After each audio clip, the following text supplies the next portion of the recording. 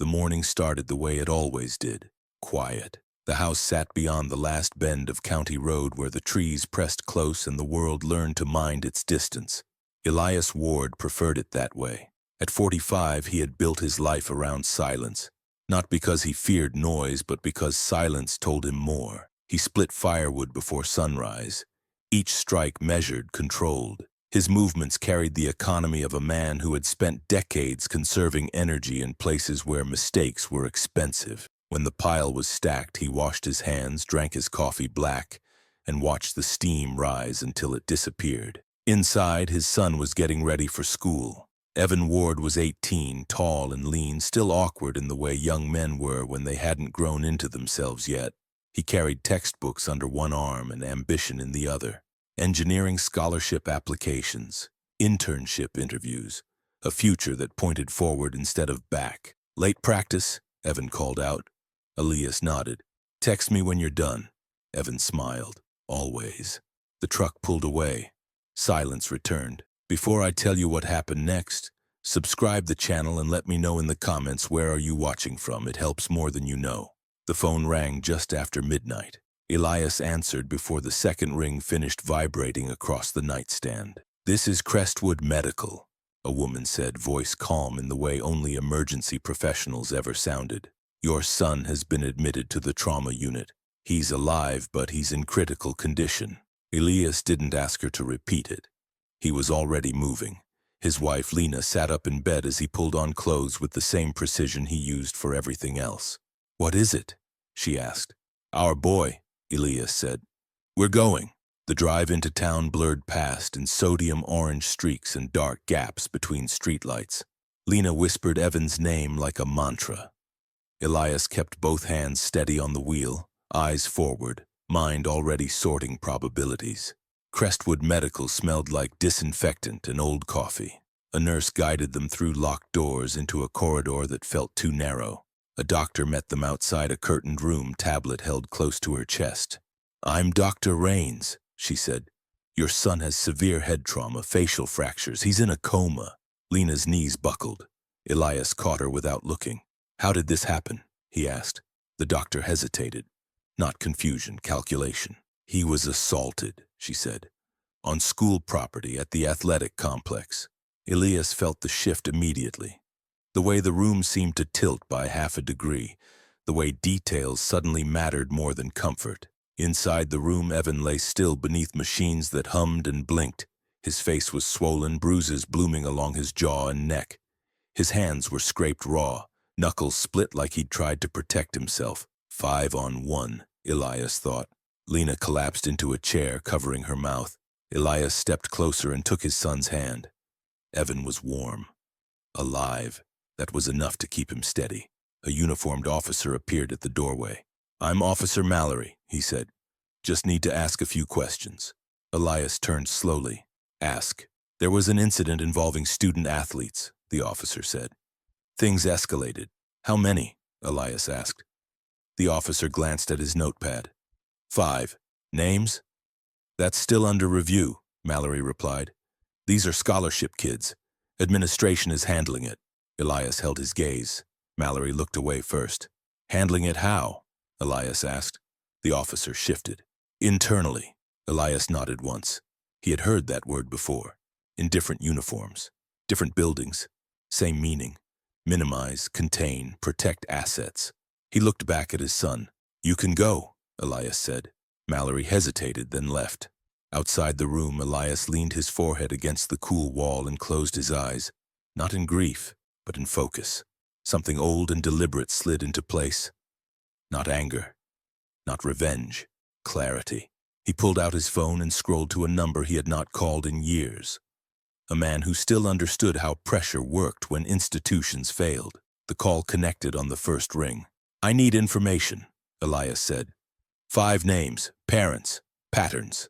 The voice on the other end was quiet for a moment. Sounds like trouble found you, it said.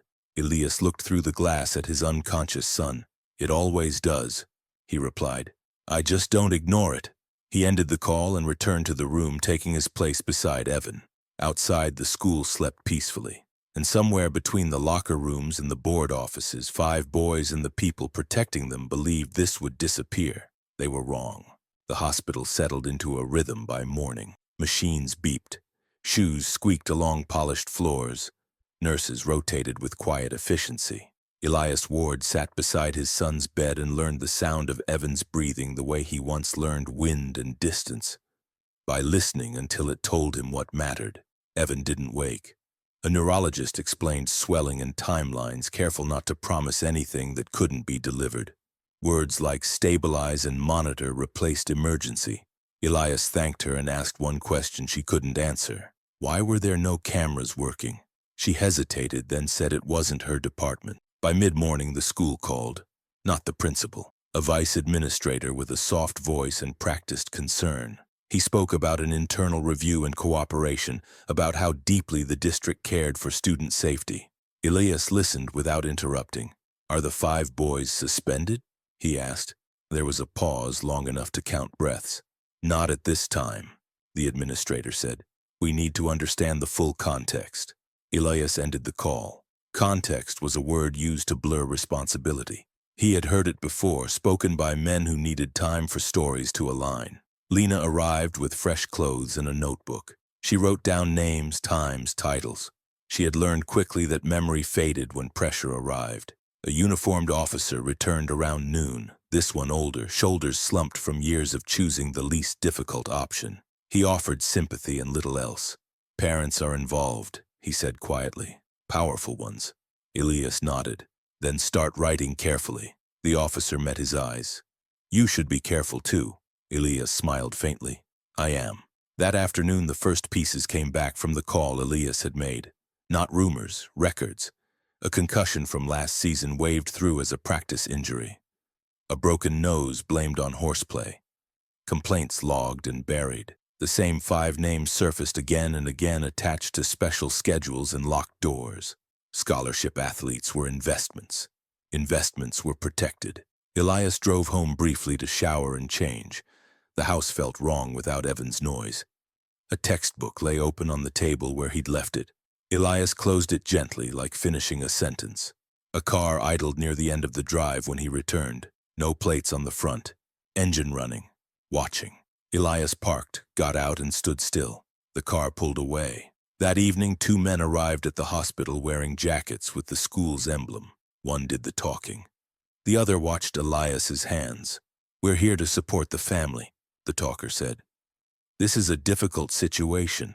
For my son, Elias replied. The man nodded. Of course. We believe this can be resolved quietly. Quietly, Elias repeated, eyes on Evan's bandaged face. There are futures at stake, the man continued. Careers, scholarships. Elias leaned back. You're right. There are futures at stake. The watcher shifted. We'd like to offer counseling and academic accommodations, the talker said, and ask that you refrain from speaking publicly while the review proceeds. Elias stood. You're done here. They left without arguing. By nightfall, a local reporter practiced a stand-up near the elevators, careful not to show the trauma wing. The story airing later called it an altercation. Mutual involvement. Under investigation. Elias watched it without sound. The next day, a restraining order request was filed against him. Intimidation. Harassment. No specifics. The judge denied it quickly, but the intent landed. They were circling. A father called him that afternoon. Confident voice. Measured threat wrapped in friendliness. We can make this go away, the man said. Elias looked out the hospital window at traffic crawling past. No, he replied. You can make it honest. The man laughed once. You don't know who you're dealing with. Elias ended the call. That night, the 5 boys posted a photo online.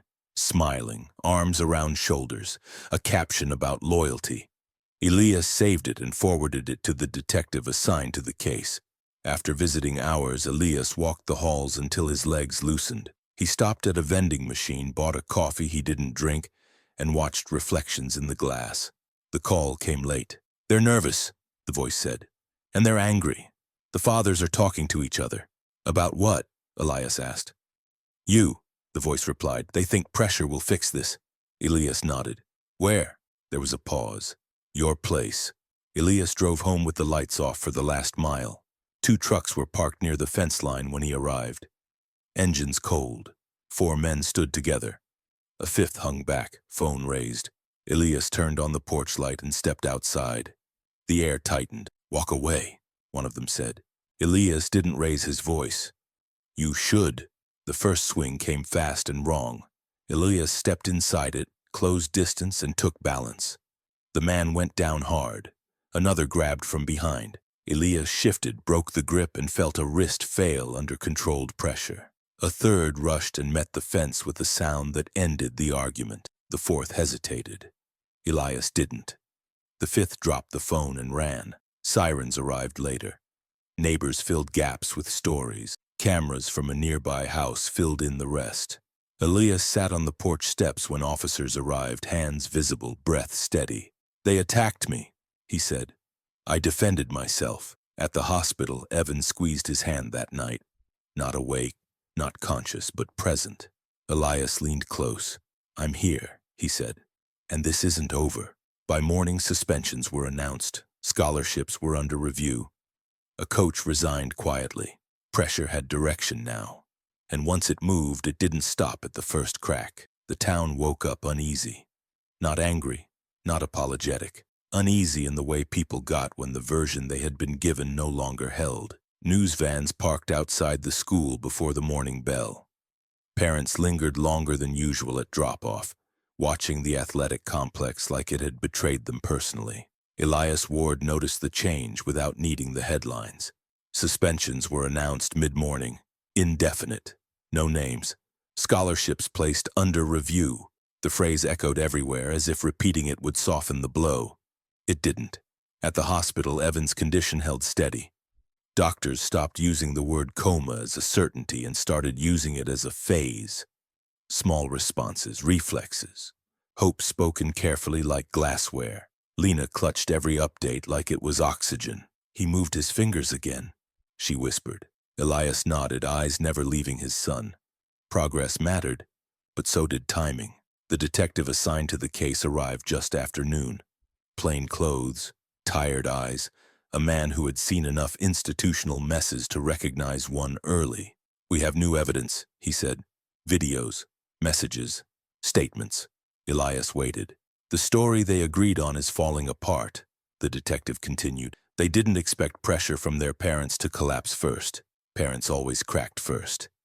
By afternoon, the school district released another statement. This one longer, more careful. Words like accountability appeared where protection had been before. The board announced an independent review. A principal resigned before the vote. It looked like justice.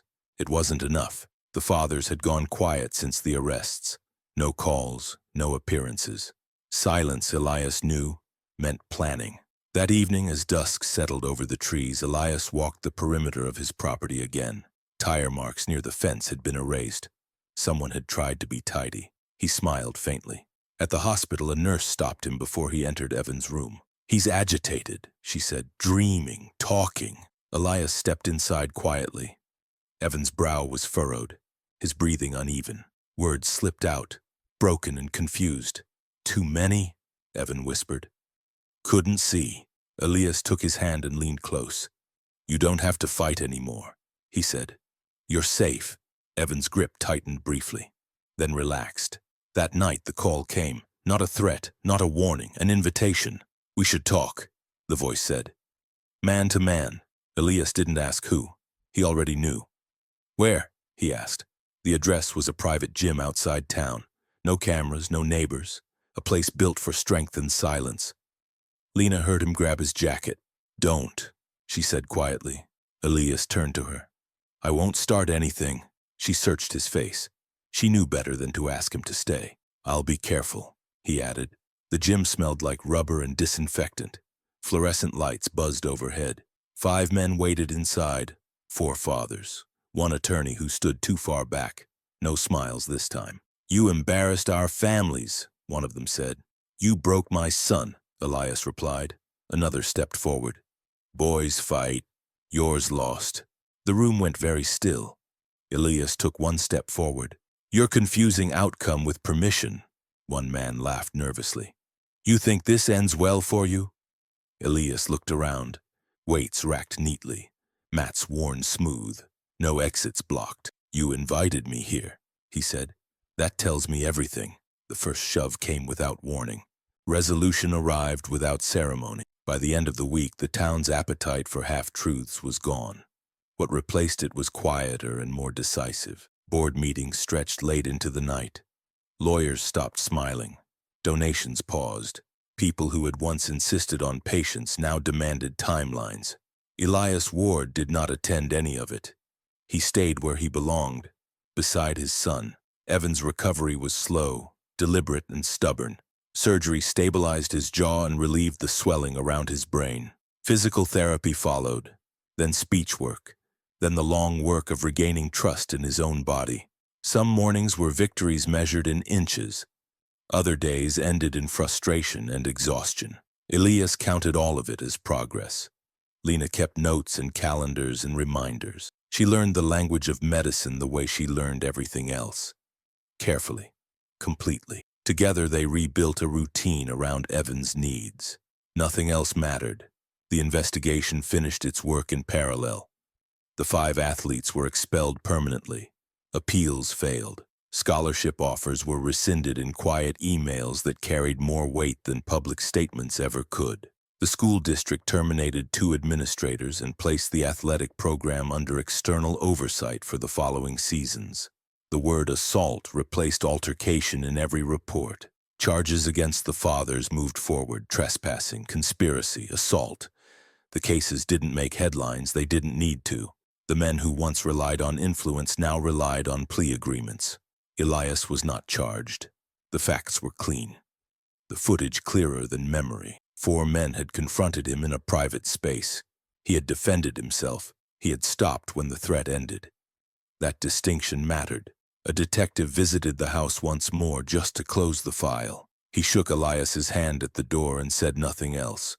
Some understandings did not need language. Weeks later, Evan took his first unaided walk down the driveway. Slow steps, uneven balance, a grin that hurt his healing jaw but refused to disappear.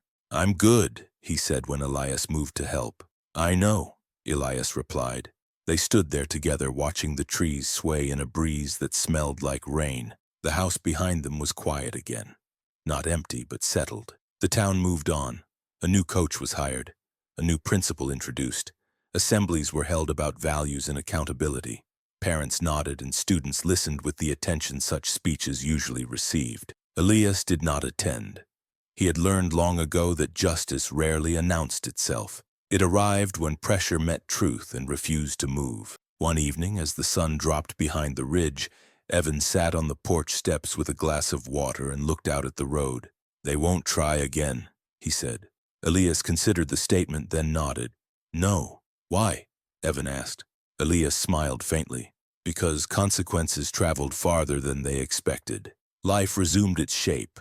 Schoolwork replaced hospital schedules. Physical therapy turned into routine workouts. Laughter returned to the house in pieces, then fully. Elias returned to his mornings. Coffee, quiet, work that used his hands. He didn't seek recognition. He didn't want apologies. What he wanted had already been secured. His son was alive. His family was safe. And a system that once protected the wrong people had been forced, briefly but decisively, to tell the truth. Elias stood on the porch one last time before turning in for the night, listening to the woods reclaim the dark. No engines idled. No shadows lingered. The quiet felt earned. Some lines, once crossed, demanded an answer. This one had received it. And if you've been listening this far, subscribe to the channel and let me know in the comments what time it is where you're watching from. It helps more than you know.